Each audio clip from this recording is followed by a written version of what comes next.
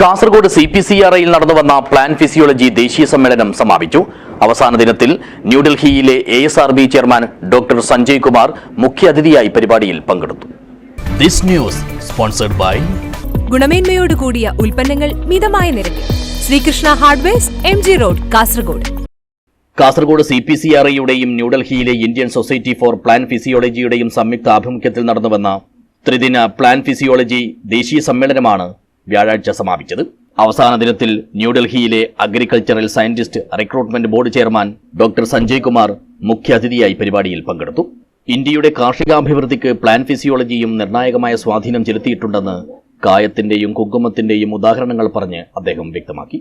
ചടങ്ങിൽ CPCRI director doctor KB Hebbar അധ്യക്ഷത വഹിച്ചു. കൃഷിയിൽ സുസ്ഥിരത കൈവരിക്കുന്നതിന് ഉൽപാദന സംവിധാനങ്ങളുടെ സംയോജനം അത്യാവശ്യമാണെന്നത് അദ്ദേഹം എടുത്തു പറഞ്ഞു. ISVP secretary doctor Viswanathan Chinnaswamy സമ്മേളനത്തിന്റെ നേട്ടങ്ങൾ അവലോകനം ചെയ്തു. ISVP ട്രഷറർ ഡോക്ടർ മദൻപാൽ സിംഗ് അവാർഡുകൾ പ്രഖ്യാപിച്ചു. ഡോക്ടർ സഞ്ജയ് കുമാർ വിജയികൾക്കുള്ള സർട്ടിഫിക്കറ്റുകൾ സമ്മാനിച്ചു. CPCRI PB ആൻഡ് PhD വിഭാഗം തലവൻ ഡോക്ടർ മുരളി ഗോപാൽ സ്വാഗതവും senior scientist doctor SV Ramesh നന്ദിയും പറഞ്ഞു. News bureau, Kasaragod.